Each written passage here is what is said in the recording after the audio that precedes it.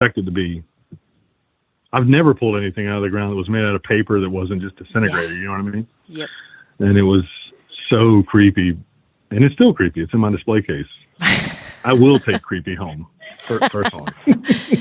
Creepy goes home and in the display case, nonetheless. Absolutely. Awesome. Absolutely.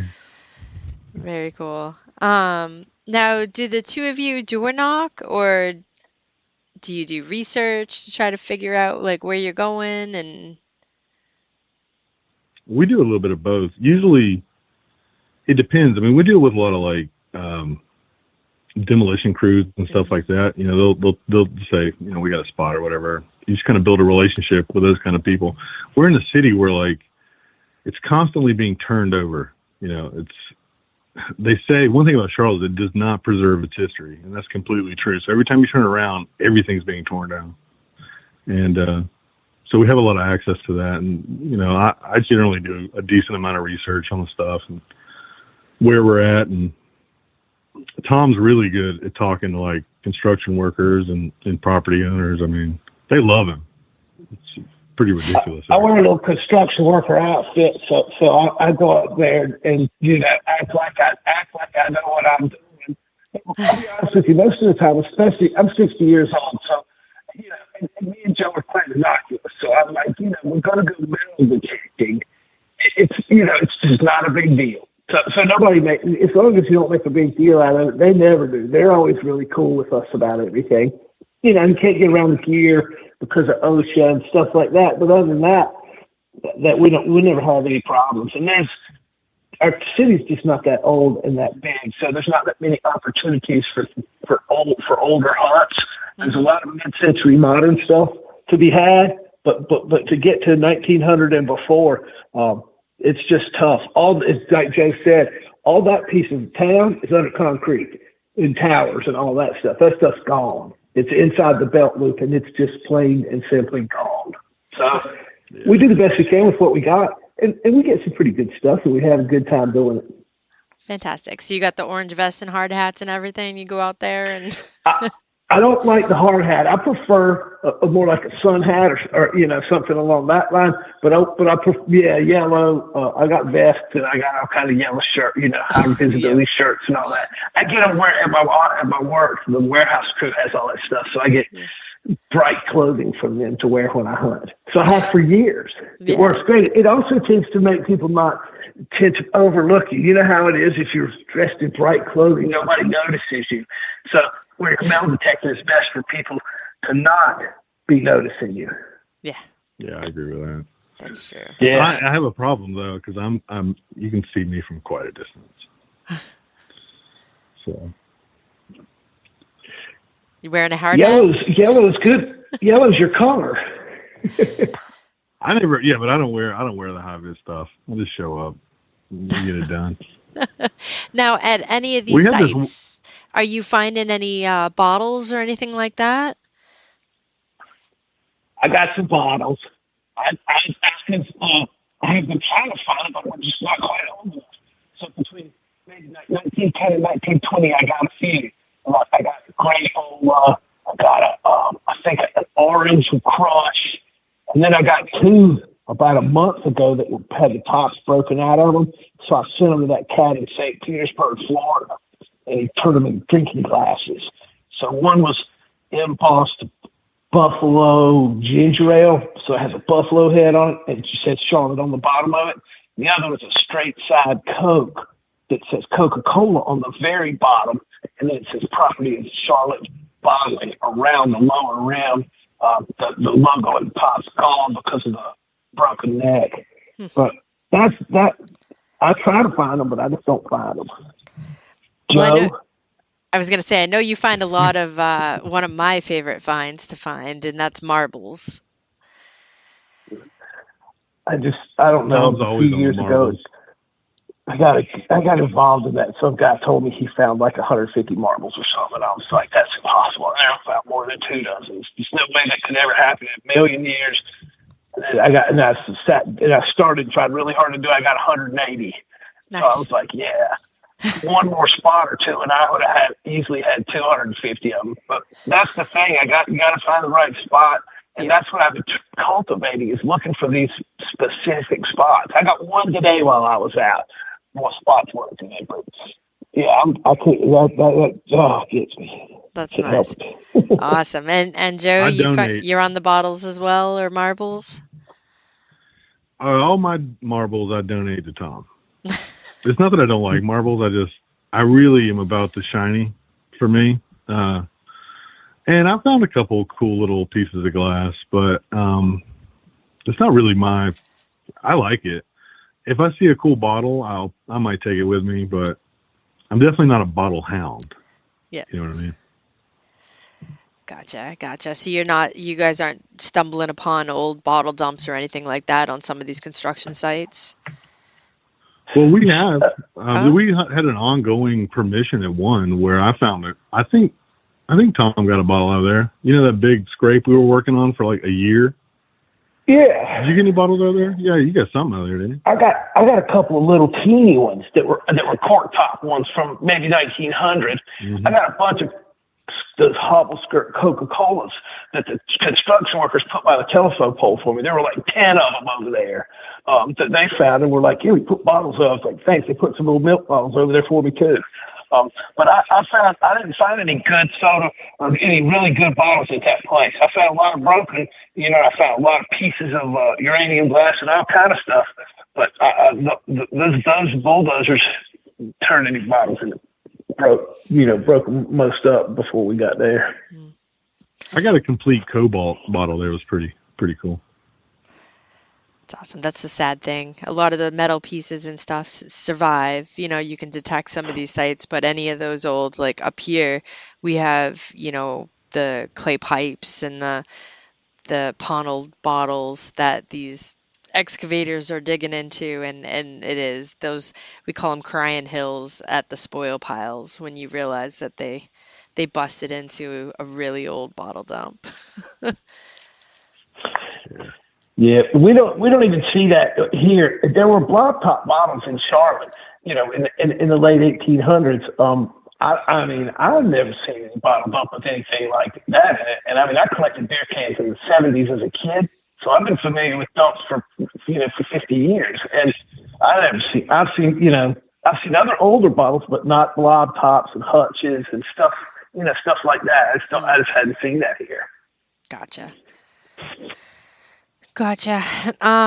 So let's get into if either of you have found anything that you were able to return, or if you all get phone calls to say, "Hey, can you come find my keys, come find my ring?" And Joe, you want to kick this one off? Well, I like to tell people that I'm a treasure hunter, not a treasure returner. But I've returned some dog tags that I found. Literal dog tags and then military dog tags. But I haven't really found anything as far as like jewelry or anything is concerned that's super returnable. And the last couple times I got called to go find something, it wasn't there. Whatever it was not lost there. So those were failures. Those are always just so frustrating. Well, they are, especially when someone's like, "I think I lost it over here," and you're like, "I don't think you did." And Tom, what about you? Have you been able to? I subscribe to the Finders Keepers Losers Weepers convention. So yeah. If you lose your stuff and I find it, then you've lost your stuff.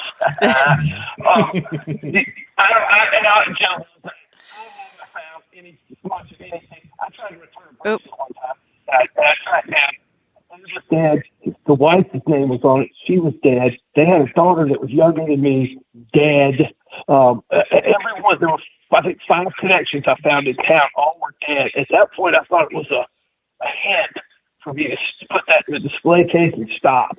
So that one, I did get to go on a ring hunt where the lady called. She was young and attractive. And me and Smitty Man, an older gentleman I used to hunt with, the rest his soul, got a call. And the lady said, "I want you to come to the house. My husband and I are getting a divorce." He got drunk and mad, threw my ring, my engagement and my wedding ring out in the backyard. and I know they're out there, and I want you to come try to find them with metal detectors. So we're like, okay, we go out there, nice property. There's some horses. It's nice.